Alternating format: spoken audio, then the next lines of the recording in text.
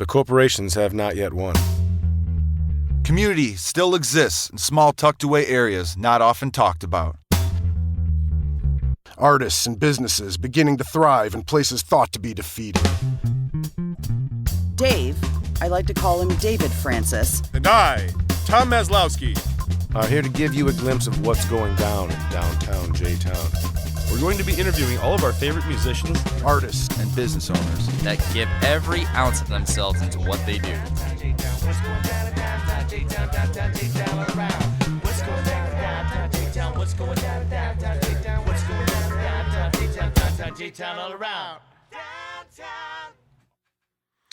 We are back at Third City Sound above Chicago Street Pub. We're doing something a little bit different today. Today we're going to have our first business interview. We're not going to have any music on this episode. We're just going to be talking to Lame.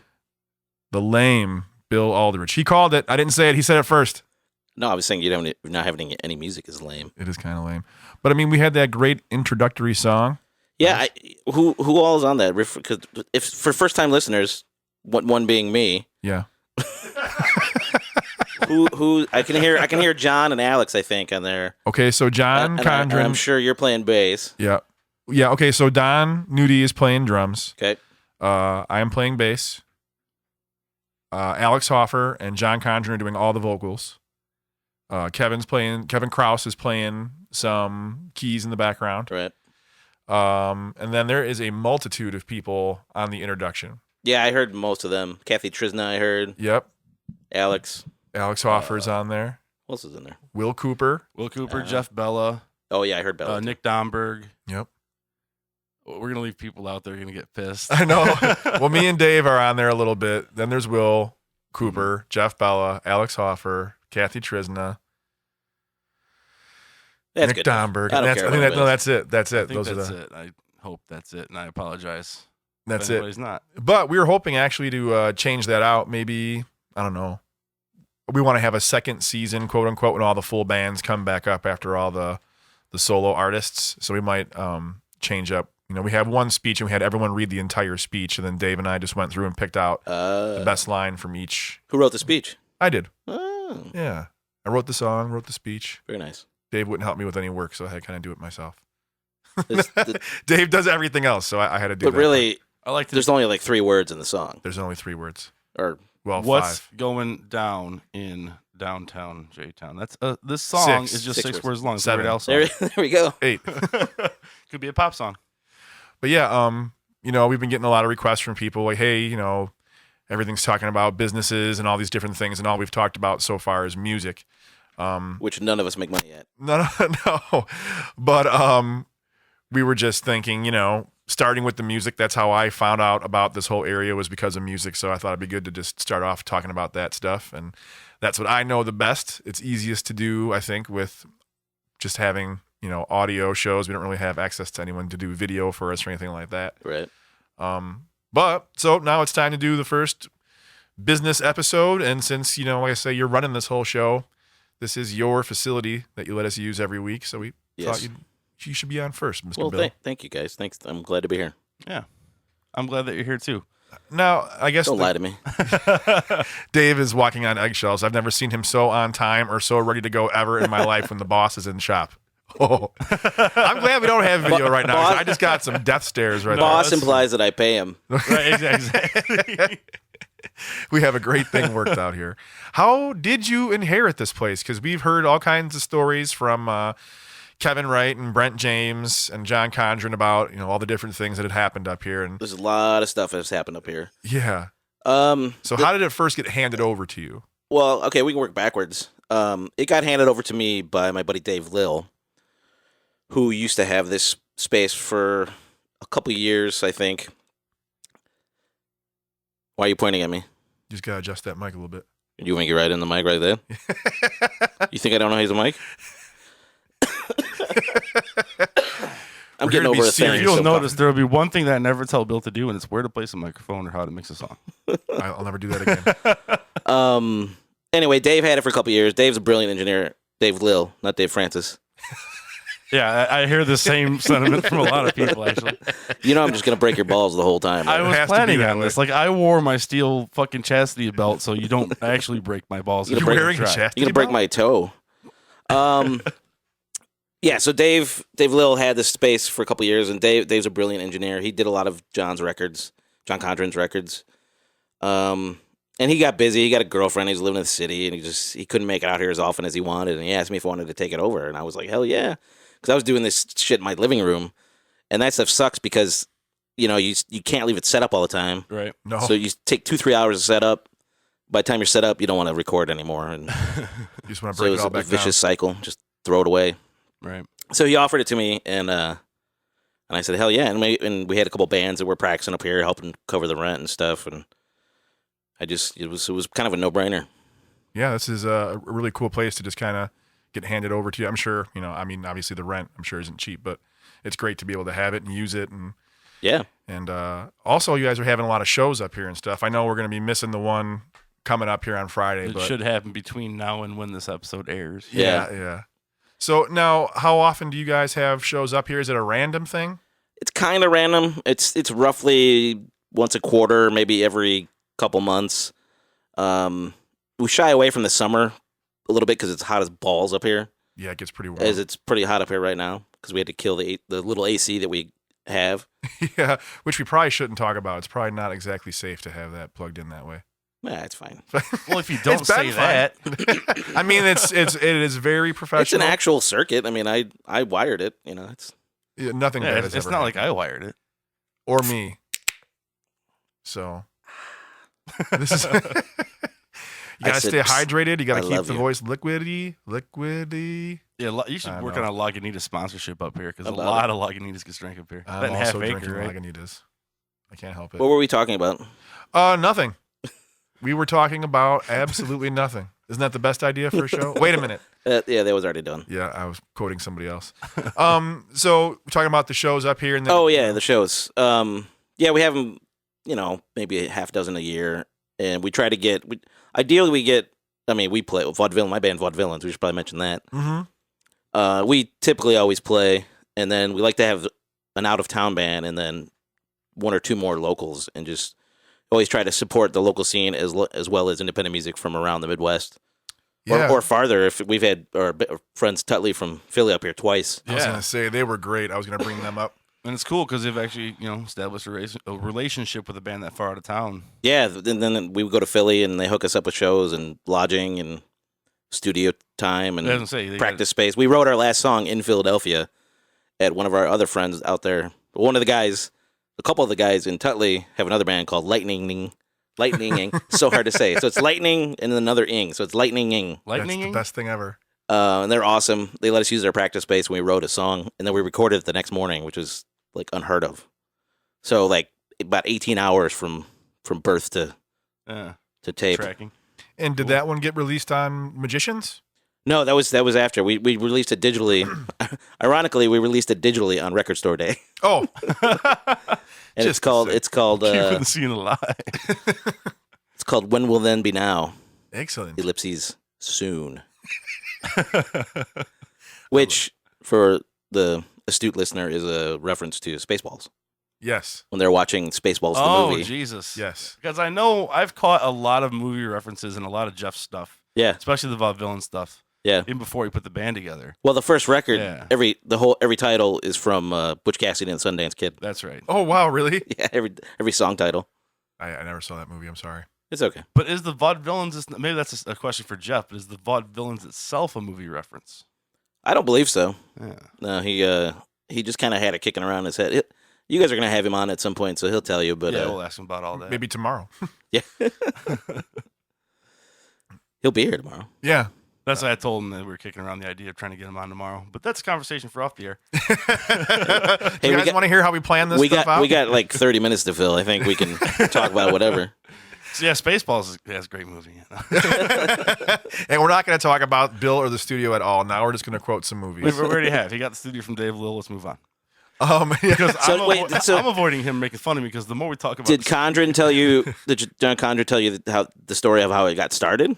Well, he said that he came here Yeah. from Philly, Right. moved in, like randomly they kind of like crashed here and accidentally, so to speak, and then started working downstairs. Yeah. He and his cousin built this joint and a bunch of other people. Right. Like he went all the way back to when this was like filled up to the waist with junk. Yeah. Yeah. So we know that part about it. But then up until he passed it off, he didn't pass it off to Dave Lill though, right? Dave Lill got it from somebody No, else. I There was some believe intermediaries. I believe John was still kind of using it a little bit, but the Stone City Stragglers were practicing up here with Oh, that's Brent right. James and then there was someone with John Green too. Someone that he was hanging out with. I forgot the story. I should probably know what it is. But wow, that might have been before my time. yeah, or like in between or something like that. Because I mean, guys, John was always here, so maybe he was just renting it out to somebody. But Yeah. but how did I have no idea how you got into sound in the first place. I didn't really know you like in school and everything like that. And then Because we're a year apart, is that right? what's that now? Or were you a year apart? I think school-wise? so. 93, are you? Yeah. Yeah. Okay. I was 94. You guys go to the same school? Yeah. We knew a lot of the same Along people. with 100,000 other people. Yeah.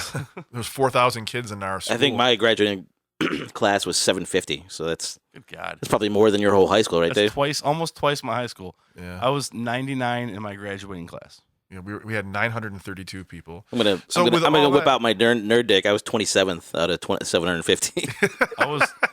I was fourth and I was class president. So now, But that's the tall. I don't want to say the tallest midget. I just did. But yeah, it's like class president, 100 people. Yeah. the tallest Tallest midget. You are pretty tall. Tallest little person, Dave. Please. I'm sorry. Yeah, I'm sorry. I mean- The tallest of the vertically challenged. So, were you? How long were you doing sound? As I say, I had no idea you did sound. I know that you played bass and you were with, a bunch of different versions of different bands and things like that. Yeah. Well, I mean, I've played music my whole life since I started in grade school band when I was 12 or whatever it was, playing trombone. Oh, not even drumline. No. I played trombone in grade school. I played trombone all through high school. Oh, I didn't know that. I thought you were a Until drumline college. guy. No. Interesting. Um, And then, so what got you? Doing... So I got to credit my buddy Joe Bomer. So let me backtrack a little. So I played trombone all through high school, played in all the bands, pep bands, jazz bands, and all that crap. I graduated high school, and then like that week, my girlfriend at the time, her brother was managing a band called Flim Flam, the Chicago Jam, which was a staple kind of south suburbs, just kind of like a 50s, 60s funk band, like a lot of James Brown and Blues Brothers type shtick, Oh, that's cool. Really, like not always the music's not always like what you would want to listen to, but they did it really, really well, if that makes sense. Yes. Anyway, they needed a trombone player for this big gig in Burlington, Iowa, of all places. There was a big like River Days Fest thing because it's right on the Mississippi River. Huh. So I went to a practice that week and learned the tunes and played my first kind of show outside of school shows to like 8,000 people. Holy Oh, cow. this is a legit show. How Yeah. long of a night did you play? Was it like one set? No, it was a fest. So it was like kind of like your Catfish Days. There was a Like how headliner. you waved at me. Your catfish. Your Catfish Days. Roll me tonight. Yeah. Dave is responsible for Catfish Days. I've played there 3 times. So the headliner this was the night it started raining when there was that big flood in 93. Remember the river flooded real bad in Iowa and the farm fields and stuff? Sure. Anyway, this is the first day it started raining. So it was raining on and off in Iowa where we were. And the headliner was, I believe, Nitty Gritty Dirt Band. Oh, wow. Nice. And so they played, like 8 o'clock to 8 to 10 or whatever it was. And then we played in the beer tent thing on the other side of the grounds at like 10 to 11:30 or whatever it was.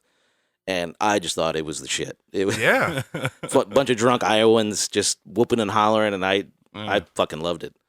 Anyway, so Joe, the bass player in that band, Joe Bomer,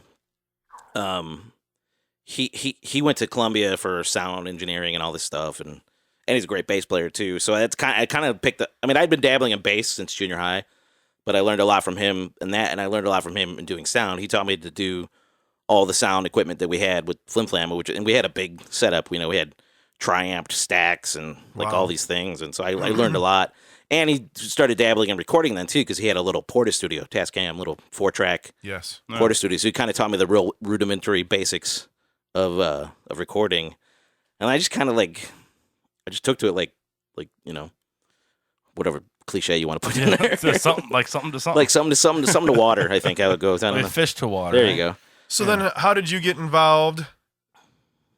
How did you get involved then with Gowhead? So that was obviously after high school. Yeah, so After college. no, it was kind of it was after high school for me. So Brett and Phil and Mike started it, I think, at the end of high school. Yeah. Or I don't know, were they in high school still when they started? I can't remember now. I was. So I mean, I know me and Brett and Dave Ballsy were. I don't know about the rest of you guys. Right. So they started Gowhead, and then I was friends with, I knew Brett through band, high school band. I didn't really know Phil very well. I kind of knew him. And then and I knew Kevin. Kevin Krause was in there's 1,000 people in Gowhead. Yeah. But I knew a couple of them from high school band. And then once I quit the lounge band, the Flim Flam band, we went on the road. We played like casinos and all over the country and stuff. So wow. I actually toured around for like a year and a half when I had no idea. when I was 19, 18, 19. But I decided to quit and go back to school like a chump. That would have been, I started going to school in spring semester of 95. And that's My freshman year of high school. and then kind of later in that semester and then into that summer is when I started playing with Gowhead. And we had a lot of fun. We recorded together at a Ray Nema's studio in South Cicero, right by the drive-in. Huh. I can't remember the name of the studio, but the guy's name was Ray Nema. He was really cool. Ray, was that the same guy that ended up being in The Real Gone? No, for that's a short different time? Ray. That's a different Ray. That's Ray Ramirez. Ray Ramirez. I'm sorry. So then, you were just starting to get into bands, more or less, then right around that time. Yeah, I was still playing trombone. Yeah. And did you start recording your own bands first? Is that what started happening? Initially, yeah. I think when I really, so after Gowhead, we didn't really break up, but they kind of morphed, and some of us went our separate ways. And, Sure. I didn't play for a little while, and then I started playing with. I'm trying to remember the history now. So then I started playing with Greg Colstow and Dan Coomer in a band called The Logistics with Jeff Forsyth and our buddy Neil Clems, and Scott Boughton played a little bit for a while in it. And now were you still? I was still playing just trombone. What was your first bass band? That's what I'm getting to. Oh, Let the man talk. So then We have half an hour to fill, Tom. Let the man talk. So then, so that was The Logistics. That was a really fun band, kind of a weird pop band. And of course, it was weird because Forsyth was singing. If anybody knows Jeff Forsyth, he is unique. But then that kind of morphed into a band called 1,000 Vertical Feet with a guy named Brian Wilson. Funnily enough, not the Brian Wilson, though we probably could have got him at the time because he lived in St. It Charles. should be. I feel let down that it's not. And I started dabbling in keyboards a little bit, and I still played trombone. That was short-lived for me because I was actually started going back to school at this point. I mean, I was kind of going to school the whole time, but I started going to UIC at this point. And what were you going to school for? Mechanical engineering. Oh, is that what you do for a living? Yeah, it's the day job. So I quit that band, and then I went to school for a while. And then my buddy Matt Lapierre started a bar band with his buddy of his from Western Illinois University, Jimmy Quinn, and we eventually settled on the name Druthers, even though Quinn never liked it, but I liked it, probably because I thought of it. Now, is that why the two of you guys kind of carried over then into the first version of the Righteous Hillbillies? Yes, then? yeah. Well, and I knew Matt from high school too. I mean, we were old friends. Okay. We were playing Matt Lapierre, Kevin Krause, and this guy named Paul Kiefert, who we used to call Rex. I don't know why we called him Rex, but we called him Rex. We're playing Rush songs in Kevin's upstairs living room when he lived in Tinley Park with his parents. Like when we were in high school. I think I was a senior in high school, so we go way back. That's pretty sweet. I had no idea. And I was playing bass then. Oh, and you guys are still cool with each other. Yeah. For the most part. What was the first band that you ever recorded, like even just helped on? So the Druthers band, I started recording, and what I did was I had a DAT machine, which is digital audio tape, and I started dabbling in computer recording too at the same time. But we would just go over to Matt's house, and that's where we practiced. So I set up this DAT deck, which is just stereo, which is just 2 channels, and I had a mixer. So I just mixed everything live. So we'd play like half a song, I'd go back and listen, then I'd adjust the mixer to, raise or lower or anything, and I got some pretty decent recordings out of that, man. And I'm sorry, what mics did you say you had for that?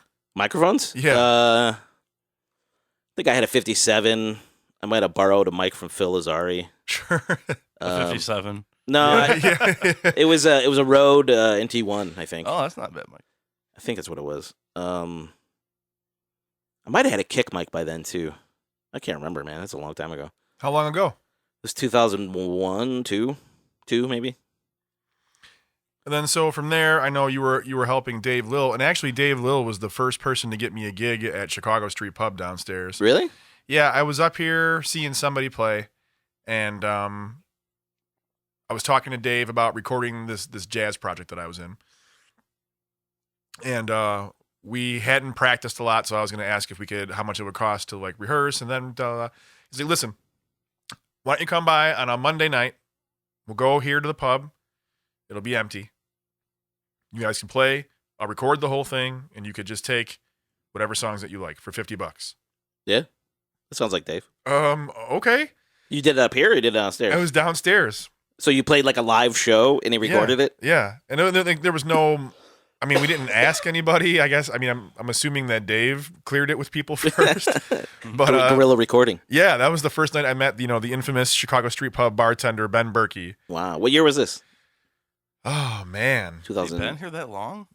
'Cause I don't remember him yeah. from my first journey through here, but that was around 02, 03.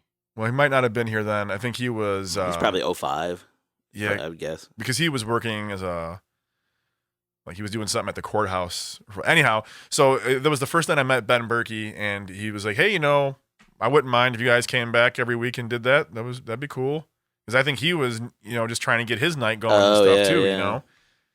What was that project? It was called Play-Doh, and actually, It's a terrible name. It was Play-Doh great. or Dough? Play-Doh? Dough. Come on. I get it. Come on. Like you And it was played- like we improvised, so it was like Play-Doh, man. Oh, I thought you meant Nobody nobody came. for dough.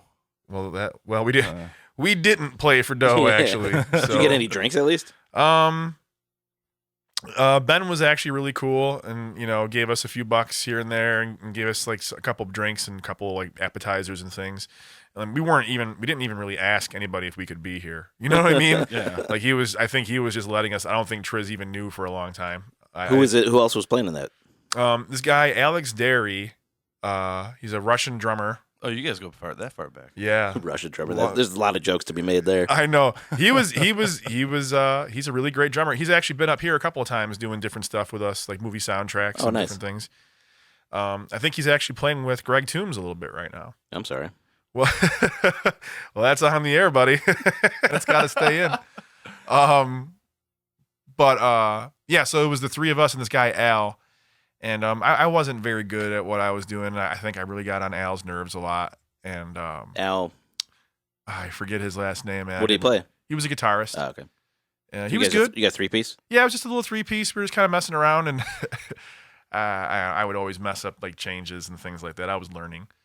But so Dave Lill actually was responsible for me, Oh, wow. coming here and getting into this place. That's crazy. What show were you watching when you talked to him? Do you remember? It had Stragglers? to be I didn't know the Stragglers. It had to be somebody. It had to be Brett or Phil doing something, or it had to be Kevin and Sledge and all those guys. It had to either be the Regressors Oh, yeah. or Probably the Regressors. The Regressors they started playing like 2001 or something. Yeah. A long time ago.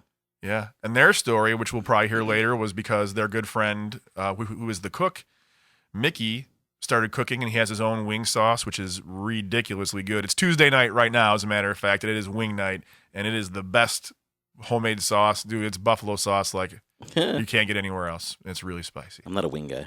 I don't like wings, but I put it on my chicken sandwiches or my burgers. It's I ridiculously love good. the house sauce. Yeah. It's tasty. I did have As buffalo. my stomach gargles in the Yeah. because I just ate a dozen of them. Yeah, I had buffalo. No, I'm sorry. It was the mango habanero sauce on a chicken sandwich. And that lit me up, man. Woo. I can eat some spicy food. Yeah, I won't touch that. It was That's way too much. It was pretty rocking. Guatemalan insanity peppers. Pretty much. Yeah, you're going to find your soulmate. Yeah. And hallucinate like Homer Simpson. Thank you, Space Coyote. Yeah. So how did you meet up with Dave then? How did that connection Through first Condren. happen? Oh, okay. Through John Condren, yeah. So take us back from there. So you had you and Matt Lapierre were playing together. Yep. How did that turn over into the first Righteous Hillbillies? How did you guys meet Brent? Well, I knew Brent through the Stragglers. I met him in the pub. Sure. Chicago Street Street Pub. I wonder how many bands have been formed down there. Yeah. Well, we're talking about all of them. So, I originally came out. The first time I ever came to Chicago Street Pub was to see Stone City Stragglers because I was good friends with Brett and Phil. And again, for first-time listeners, the Stone City Stragglers is a huge lineup that have broken off and to form so many different bands. It's Brett Figuera, Phil Azari, Brent James, Allison Flood. Yep. A couple bass players, but Johnny Gadikis was the bass player for a while. I think Bella even bassed for him for a little bit. The original bassist was JJ Pyatt. And also Brent's wife. Oh, and Karen, yes. Don't forget Karen. She was she did a bunch of stuff in that band, right? She was like auxiliary percussion and sang some backups. So that was a big heavy hitting band. They were. I don't even like that music really, but they were awesome. Yeah, they did I kind of felt the same way the first time I saw them. They kind of blew my mind. I was like, I don't even like this music. Yeah. I snuck up here when they were rehearsing for the big Hop String Fest show last year. They did the reunion tour, so to speak, and it was super solid. And a lot of those guys have, I say Brett and Phil have been on already. Brent has been on, so we're making our rounds, getting that whole crew up in there, up in the business. So then you started doing a whole bunch of recording. I mean, it's kind of a hell of a hobby. If you look in here, there's a lot of gear in here that you have collected. It's a pretty legit recording facility Bill's got going on up here. Yeah, it's getting there. As I say, that's kind of a crazy thing to just go, It's an expensive thing to just go, this kind of is fun. Let me just keep adding on to all this. So was all of this crap in your living room? And when did you start? No. Probably 20% of it was, just over the years. I mean, I've been lucky enough to actually sort of turn a profit. I mean, I make money recording people, but then I spend as much or more, buying gear. So just every year I'm kind of breaking even, and so I just have that much more gear every year. And when people find out you have a studio, they just give you shit. Oh, you probably need this, right? I don't want it. I don't want this goddamn drum set at my house. It's my kids. He's away in college. Just get it out of my house. Like my brother's congas. Yeah, yes. So I got congas from you. Whose kettle drums are those? Those are mine. I bought those. We've used those to make many wind and thunder sounds. I think I only recorded them once or twice. We've used them a few times, man. I like those things. Yeah. Isn't there actually a discussion about how to get a piano up here? Oh yeah, because somebody doesn't want it, and who got a studio? Kevin Krause was going to give us his piano, but I just don't know how I'm going to get up here, man. Hoist up, take it in through the window, man. I guess. Knock down that hallway is not big enough at all. No, but I don't know how you're going to make the curve to get it in the door. Exactly. Like up the stairs. You'd have to hoist that thing like straight up and down. Yeah, man. Even a small piano would be a bitch. Hire piano movers. Most piano movers won't do second floors for good reason. Yeah. I was going to say I have it's my second one that I've had. It was a Hammond. That's not a B3, but it's a Hammond organ. Yeah. It was a really nice one. I've had two. I've got one of those on the second floor that I haven't brought up here yet. Dude, I have a really nice one at home. Yeah. Every single thing works. It looks really good. Yeah. I mean, it's pretty pimp, but to move that thing is insane. Yeah. I had a buddy give me one. I was on a third floor apartment, and my roommate moved out. Did you just leave it? Dude, I left it, man. It was 97 degrees in the apartment the day I moved, and I had no help. I had one friend. It's like, yeah, dude, I'll come by and do it. I didn't even see him that often. He just, I don't know, felt like helping me out. And he had a giant box truck for work. It was a huge thing. And so we were going to try to move that thing out, and there was just not with two guys way. It was insane. Were you around the Threshold days when that band Citrus played? No. They had a fucking B3 with a Leslie that they hauled upstairs. Well, Joe Ortega got hernia. I didn't mean to cut you off there. It's okay. I was done. The Organ Crushers. Do you remember that band that he Vaguely, was in? Yeah. It was a recent band. It was just the two guys. It was two organ players? No, it was just two people. It was Joe Ortega playing drums and Daryl Coots, I think is how you say his name. And that was it. He played a B3? Dude, he played 7 keyboards, man. Jesus. And he had 3 amps. One of them was a Leslie. They filled an entire U-Haul truck with just 2 people's gear, That's crazy. That's like some Medeski Martin Wood shit. It was amazing. This guy would play like crazy bass lines, like really, really good bass lines with his feet. He had, I think, I mean, seriously, there was probably 66 keys for the bass, like Jesus for the Christ. bass pedals. It was a full like bass pedal rig setup. Wow. And so he'd be rocking that, playing 2 different things with his hands, and then singing. So he was like 4 people. It was awesome. It was one of the coolest things I ever saw. But they had the Leslie and the Hammond, and it was lethal. They're heavy pieces of gear. They crush you. Organ crushers. So, yeah. That's what. So I got the space. A lot of shit happened. I remember, like in the year or so that I got the space. I stopped playing with Bisky. I was playing with Matt Bisky for a while. Stopped playing with him, and then Jeff Julian asked me to play in Vaudevileins, which had just kind of formed, or he had recorded songs that from an old project that he wanted to turn into a new band. So he asked me to play bass. And then we started practicing up here, and then we started recording up here, and I, just been doing the band and contract recording, just pay recording for almost 7 years now. I mean, it'll be 7 years in July. This has been yours. Yeah. That went pretty fast. Yeah, dude. And man, I mean, you really keep yourself incredibly busy. You're in many bands. You do some cover band side project, or like, I sub in some bands. Yeah. I mean, you have a life, like, you have ostensibly. You have a job. My girlfriend probably gets a little sick of my busyness, but what are you gonna do? Yeah. I get sick of it sometimes too, but I can't like not do it because I've got so much invested, you know what I mean? Right. And I like it 98% of the time. I'm fine with it. Well, he's not going to pass a project off onto me. Oh, I've done it. Yes, he's done that. And I was just curious, I know how much you charge, and it's incredibly reasonable, and you do a great job. Thanks, man. And I was just curious, like, what really keeps you doing this? Because there's got to be something more to it for you. Obviously, you're not like rolling in the dough. You're not charging people crazy amounts of money. And right. Do you have?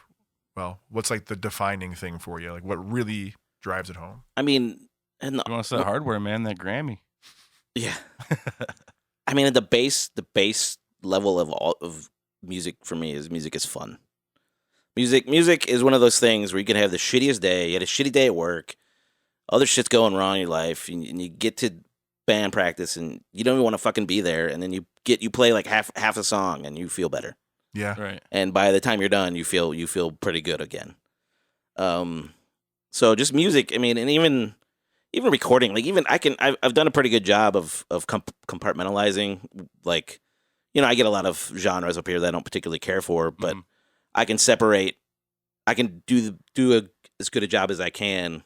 And separate it from me not liking that genre to me being excited for the person. Maybe not excited, but me getting to the core of what they're doing. Yeah, you can still make it sound good and bring out the essence of it, even if it's not something you're a fan of. Right. Because that person maybe also had not such a great day. Maybe, yeah. And now they get to come here. But even just like seeing somebody get excited, hearing their stuff come to fruition, like that's cool, man. That's a good feeling. Yeah. So that's what bass players do, man. They facilitate.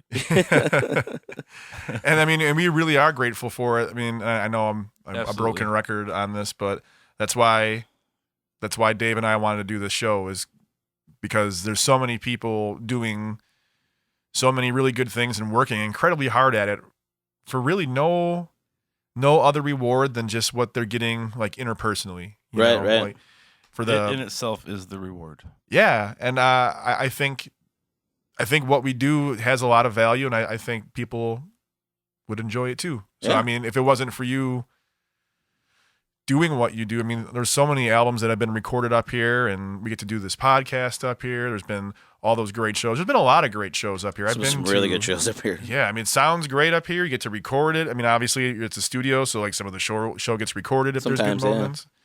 Cool lights up here and everything. The BYOB is also kind of a cool But it helps thing. Triz out too, Triz Street, because we're above the pub. And people filter. And people can, bring because we're all in the same building still, so I don't believe there are any solo cups. They always say, just bring a solo cup up there, please. Yeah. Can we keep our glassware? Right. As I'm holding a glass pint. Oh, that was great timing, because the bartender Ben just called me. I think they're probably going to close up. So this is one giant wrap up. And those were the chimes signaling the interview portion of the interview. Well, that's all we had this time. Bill, thanks for coming up. Hey, I know thanks, we've been guys. Yeah, man. trying to get you up appreciate it. here for quite a while, and Thanks for not busting my balls too much. I know there's a little bit there, but Oh, I saved some for next time. okay. Yeah, I was gonna say, and I know Tom wants us to be interviewed at some point. Maybe Bill could interview me. perhaps. Oh, that'd be fun. Yeah, we need to have some switcheroo. No, I'm kidding. I will shave I was shaking my your head. beard. That would not be fun at all. I kind of want to shave my beard. I was riding the motorcycle today, and it was whipping me in the face. Now you need a ponytail holder for your beard now. That's I what- tried that. It and sucks. It's It's kind of obnoxious. the big beards are the mullets of the 2010s. Kind of. The man buns. Hey, watch it, buddy. Hey, buddy. What? I don't have a man bun, I've though. never Everyone- seen you wear a man bun. Everyone that's calls a me out. ponytail. It's just a ponytail. Just a ponytail. Yeah. No, a man bun is like up on the top and it's it's wrapped done up and on shit. purpose. Thank you. 'Cause my hair looks like a thin pencil, so I kind of just try to hide it. Maybe make it look a little thicker with the triple wrap. I will you know? say, when you did cut your hair the first time was when you got Becky. Yeah, it's true. But then I had to look at pictures of myself with short hair. I didn't know what to think or say. Yeah. I didn't like it. I don't like it either way. It's all just kind of Wait a minute. You guys scam me into talking too long. Thanks a lot. Thanks, guys. I would normally at this point in the show thank Bill Aldridge for letting us use his facility each week, but I already did that twice during this show. I'd also like to thank Mike and Kathy Trisna for all their endless efforts to do what they do to keep this scene Absolutely. alive. Yep. I'd like to thank David J. Francis Hi. for pressing all the buttons and plugging in all the cables, because Clicking the mouse. if you knew me personally, you'd know that I have no idea how to do any of that stuff. I hope you enjoyed our first business episode. We're going to be doing a few more of these, hopefully quite a few more. I have a couple places in mind. Thank you for tuning in to What's Going Down in Downtown J-Town. Thanks, guys.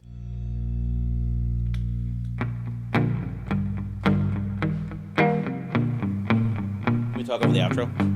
Can if you want to. It's supposed to be creative and unedited. My ears and balls are very sweaty. Brian Motel might be really mad at us, though. Yeah.